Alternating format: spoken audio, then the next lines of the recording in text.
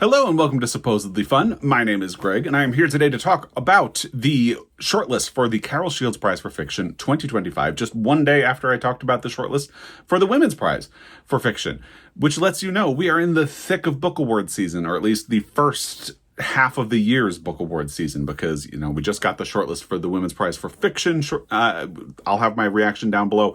We got the shortlist for the Women's Prize for Nonfiction. My reaction will be down below. We are going to be getting the shortlist for the International Booker Prize next week, I believe, so stay tuned for that. And I did my Pulitzer prediction.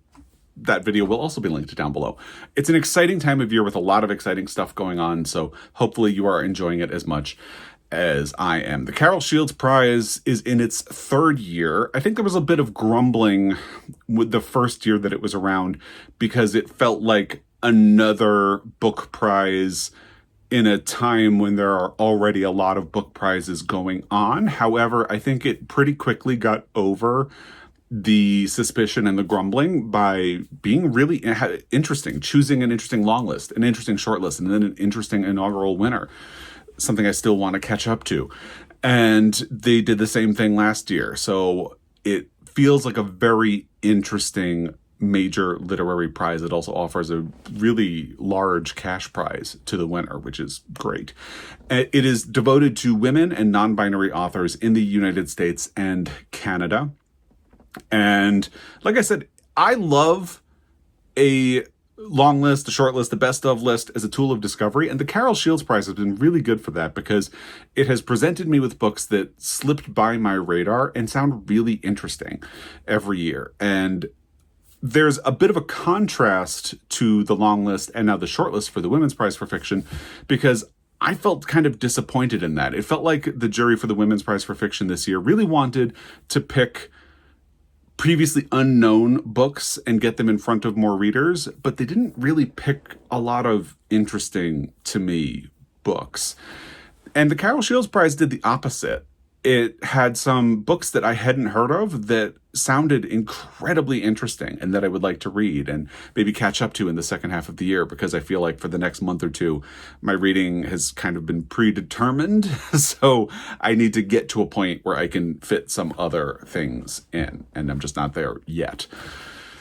So it's a little disappointing that now that we have the shortlist for the Carol Shields Prize, it is two of the more known books made it through. And the more known books on the long list were actually the least interesting books to me on the long list. So it's a little disappointing.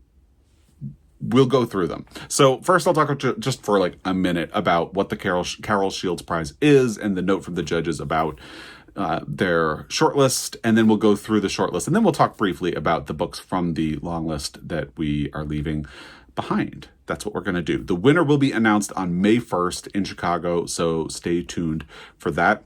The Carol Shields Prize, again, is for women and non-binary authors, which I think is fantastic, and it is for North American and Canadian books, and the winner gets $150,000 US. And just for making it as a finalist, you get $12,500 US. So all of the people on the short list are getting that $12,500, and one of them will walk away with $150,000. They do note that an author and a translator would split the prize according to their guidelines. That comes into play because one of the books on the shortlist is translated.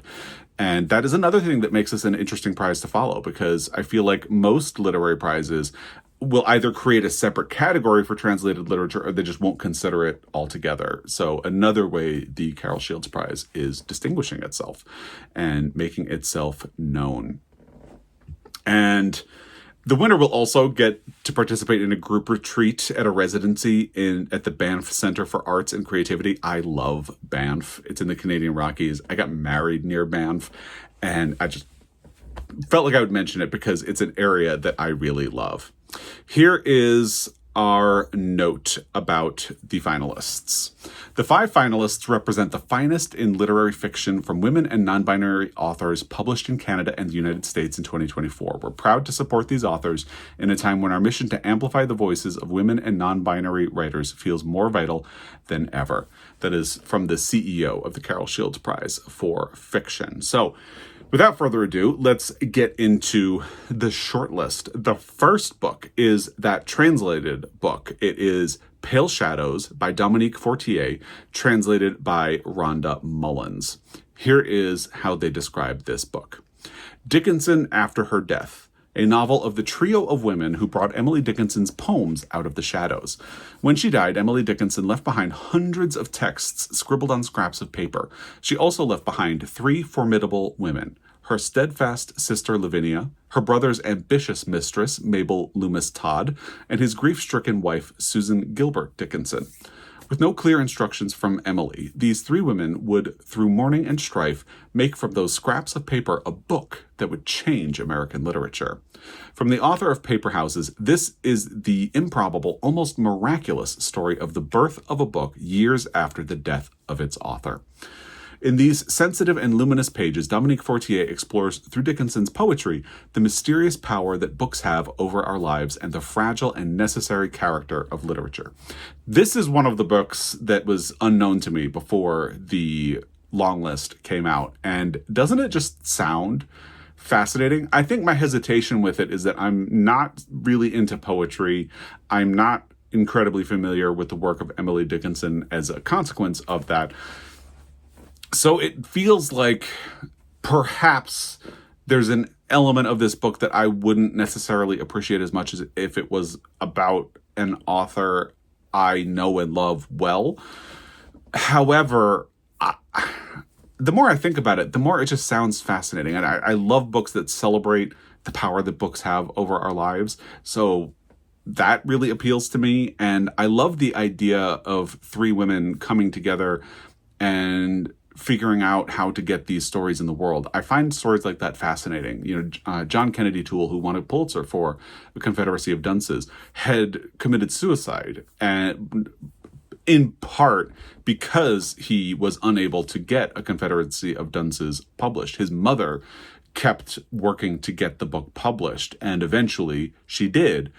And it won a Pulitzer Prize for fiction. So I find stories like that fascinating. And you can imagine that this is a book that sounds very intriguing to me. And that's where, again, the unknown to me books from the Longlist this year are fascinating. So it's a little disappointing to see some of the more known books showing up. But, what can you do? And speaking of books that are known and that I feel doomed to keep complaining about how I don't want to read All Fours by Miranda July at this point. And it makes me feel like I'm just hating on her relentlessly to say that. But I keep being put in this position. All Fours by Miranda July made it onto the shortlist for the Women's... it's not the Women's Prize, the Carol Shields Prize for Fiction. It did make it onto the shortlist for the Women's Prize for Fiction, which is why I made that mistake. And I talked about it a lot in that video, which again will be linked down below. I do feel like, especially with one of the major authors out of the way on the Women's Prize for Fiction shortlist, it feels like All Fours is sort of destined to win that. I'm holding out hope for the Carol Shields Prize. It will be announced first. So we get the winner of the Carol Shields Prize on May 1st. And then we get the Women's Prize on June 12th, I believe. So that one will be announced later. And I don't think winning... last year, I think we had if I remember correctly, the winner of the Carol Shields Prize went on to win the Women's Prize for Fiction, which is interesting. So Miranda July could do it again. She's in the mix for both. And, if you haven't seen me talking about All Fours, basically, I attempted to read a Miranda July short story collection, and I just did not get along with it. After 2 stories, I sort of skimmed the next 2 or 3 stories and just decided, you know what, I don't like this book. It's not for me. I'm not even going to read it. I didn't even get far enough into it for me to consider myself as reading it. I have to get at least 50 pages into a book for me to consider it as something I'm reading. And then therefore, if I stop reading it, then I'll consider it a DNF. I didn't even make it that far into the story collection. But there were things about her writing. Excuse me. Let me take a little sip of tea. I'm getting over a cold, in case you can't hear it in my sinuses. So there were things about it, the writing style, the quirkiness that felt a little desperate to me. And even when people praise All Fours, it reminds me of the problems that I had with her previous story collection. So maybe Miranda July just isn't a writer for me. And that's fine. That's totally fine. But it doesn't mean I really want to read this book. And it's been interesting because when I have spoken to people who have read All Fours, the majority of people have kind of said, oh, it was fine. I just really don't understand why it's being so praised at this point. You know, why is it one of the New York Times top 10 books of the year? Why is it on all of these shortlists? And it's interesting and a little dismaying and disappointing that so many people don't see the fuss about the book. So I feel like if it ends up winning a lot of these things, it's going to feel weird. Anyway, that's my rant about All Fours. You're probably familiar with it by now, but if you're new here, hi. I have promised myself that I'm not going to read All Fours unless it wins the Pulitzer Prize for fiction, which is a possibility. We'll see. It's going to be wild if All Fours ends up winning the Pulitzer, the Carol Shields Prize, and the Women's Prize. You know, although I am someone who always says when a book achieves a great hat trick like that, we should celebrate it and remark on the achievement. I'm going to take another sip of tea. So if it does it, that is an incredible feat. And I would celebrate that. I just wouldn't be very excited in this particular case, if that makes sense. Here's the description of the book. A semi-famous artist announces her plan to drive cross-country from LA to New York. 20 minutes after leaving her husband and child at home, she spontaneously exits the freeway, beds down in a nondescript motel, and immerses herself in a temporary reinvention that turns out to be the start of an entirely different journey. Miranda July's second novel confirms the brilliance of her unique approach to fiction. With July's wry voice, perfect comic timing, unabashed curiosity about human intimacy, and palpable delight in pushing boundaries, All Fours tells the story of one woman's quest for a new kind of freedom. Part absurd entertainment, part tender reinvention of the sexual, romantic, and domestic life of a 45-year-old female artist, All Fours transcends expectation while excavating our beliefs about life lived as a woman. Once again, July hijacks the familiar and turns it into something new and thrillingly, profoundly alive. It feels weird when I feel like I'm on the verge of losing my voice to keep repeating that summary of this book, because that is pretty identical to the one that the Women's Prize for Fiction used, but here we are. And there it is. And in my Women's Prize shortlist reaction, I mentioned that it had been said that perhaps All Fours is really a book for women of the age in which Miranda July is writing. I can't necessarily speak to that. First, because I haven't read the book, and second, because I will never be a woman of that age. It's just not going to happen.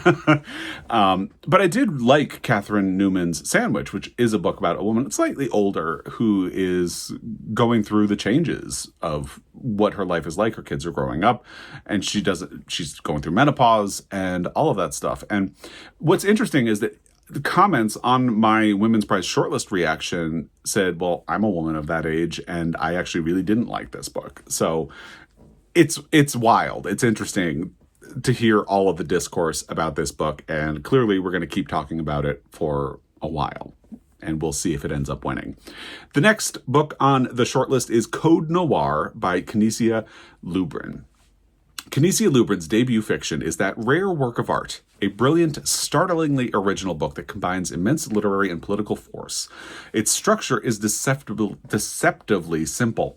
It departs from the infamous real-life Code Noir, a set of historical decrees originally passed in 1685 by King Louis XIV of France, defining the conditions of slavery in the French colonial empire. The original code had 59 articles. Code Noir has 59 linked fictions, vivid, unforgettable, multi-layered fragments filled with globe-wise characters who desire to live beyond the ruins of the past. Ranging in style from contemporary realism to dystopia, from futuristic fantasy to historical fiction, this inventive, shape-shifting braid of stories exists far beyond the enclosures of official decrees. This is a timely, daring, virtuosic book by a young literary star. The stories are accompanied by black and white drawings, one at the start of each fiction, by acclaimed visual artist Turquoise Dyson. This really feels to me like a book that the Carol Shields Prize would celebrate. So I'm not entirely surprised to see it here on the shortlist. I think this is a book I meant to seek out reviews for it, and I have not done that yet because it sounds like it could be really interesting, but part of me is a little worried about the wild shifts in style. Contemporary realism, dystopia. I don't usually read a lot of dystopia, but, maybe it's something that could be done. I believe it could be done well. The question is whether or not I would respond to it. So I do need to seek out more reviews about Code Noir and see if it's something that I want to prioritize. But again, this is a book that I did not know before the Longlist for the Carol Shields Prize came out. And it sounds fascinating. I mean, the idea of taking inspiration from this historical decree that defined the conditions of slavery in the French colonial empire, and even the fact that it had 59 articles, and using that to make 59 linked stories, ranging in time and experience, that sounds fascinating.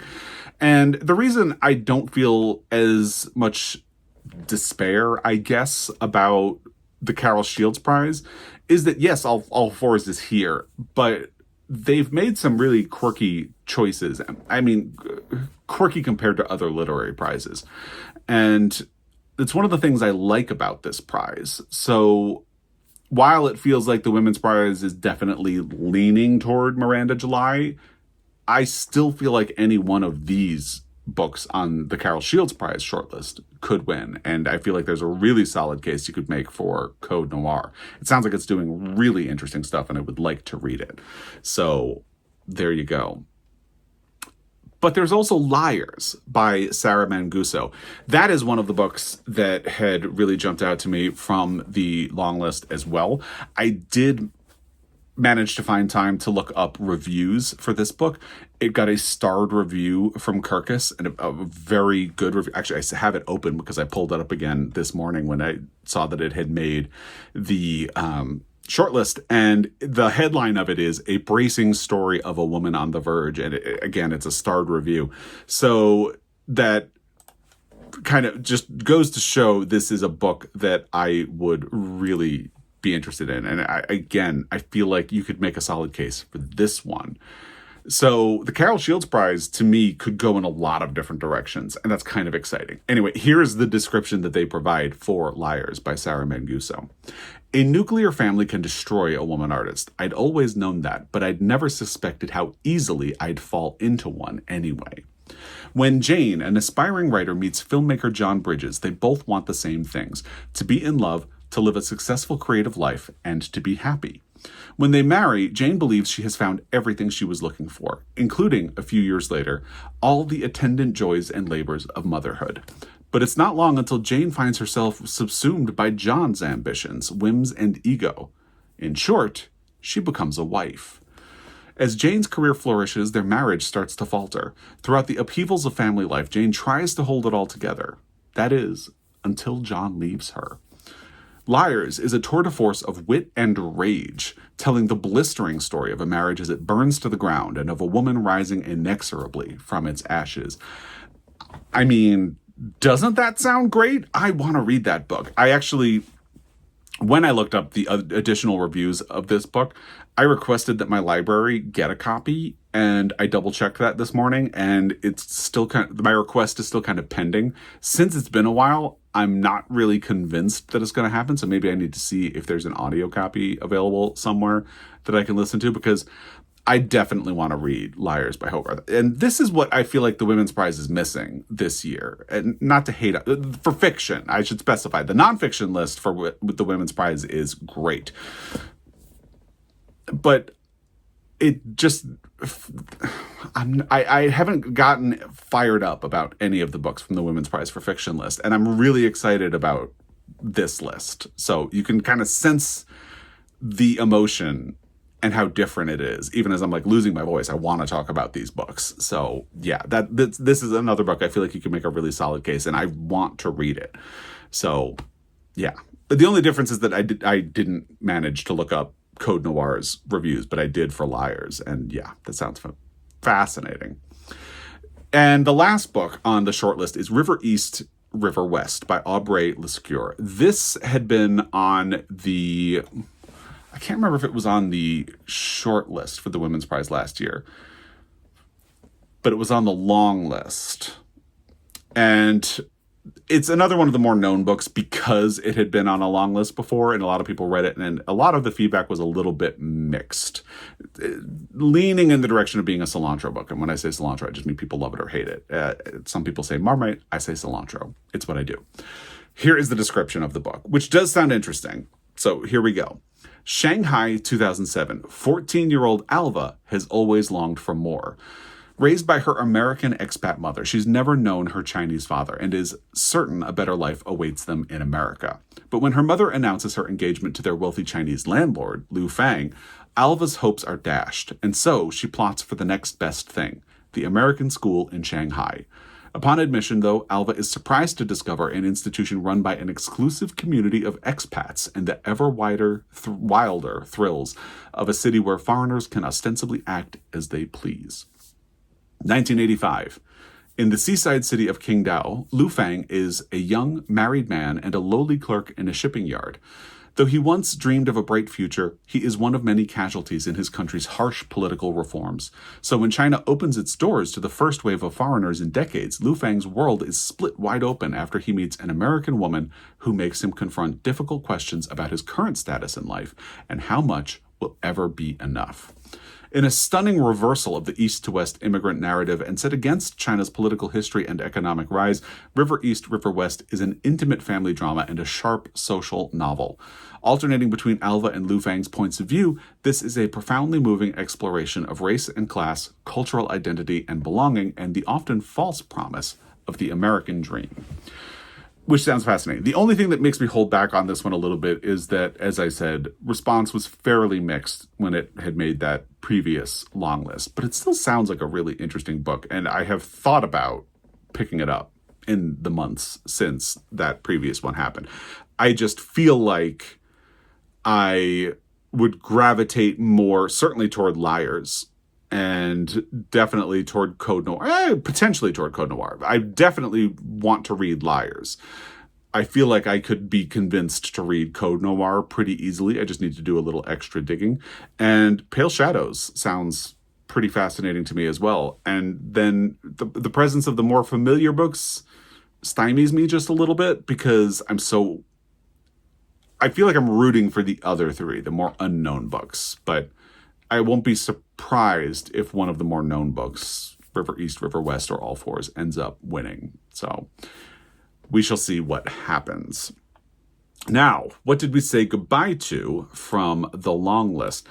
Well, a lot of books that I found interesting. So I would really encourage you, if you have not been acquainted with the books on the long list, either use the links that I'm going to have in the description box down below. Those are affiliate links. They'll take you to bookshop.org, and you can get more information about the books from there, or you can purchase them and support me and independent bookstores, or you can go to your local library or your local independent bookstore as well, because there were a lot of fascinating books on the long list that did not make it. One of the ones I was most intrigued by was The Hearing Test by Eliza Barry Callahan.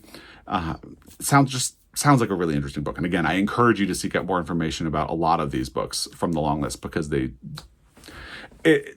it's part of why I find the Carol Shields Prize so interesting to follow. Kin, Practically True Stories by V.F. Prince, another one that sounded really interesting. Curiosities by Anne Fleming. I was a little iffy on that one, but it still sounded really interesting. There's a gender element to the story that really grabbed my interest. Obligations to the Wounded by Mubanga Kalima Mukwento. hope I pronounced that correctly. Every time I prepare and look it up, and then when I go to say it, I hesitate. And oh well. It was another one that sounded really interesting. Naniki by Oonya Kempadoo. Creation Lake by Rachel Kushner. Not all that surprised not to see it advance, because it's just been a very up and down reaction to that book. Cicada Summer by Erica McKean. Bear by Julia Phillips. Masquerade by O.O. Sangayami. Everything Flirts, Philosophical Romances by Sharon Wall. I would really encourage you to check out more information about the books from the Longlist, because a lot of them sounded really interesting to me and like things that I might want to read. So it might be worth your time to try to get to know them a little bit better. But in the meantime, this is the shortlist. I'd love to hear if there's anything from the Longlist that you would have preferred to see on the shortlist. I'd love to hear what you think might win, and just all of that fun stuff in the comment section down below. And we'll be waiting until May 1st to find out the winner. But in the meantime, as I said, next week we'll be getting the International Booker shortlist. So stay tuned for that. I know I am, because I've been more excited about that list than the women. And I don't mean to hate on the Women's Prize for Fiction this year. I'm just having an off year with them. It is what it is. So, as always, I really appreciate your time, and I will be back. Until next time, happy reading.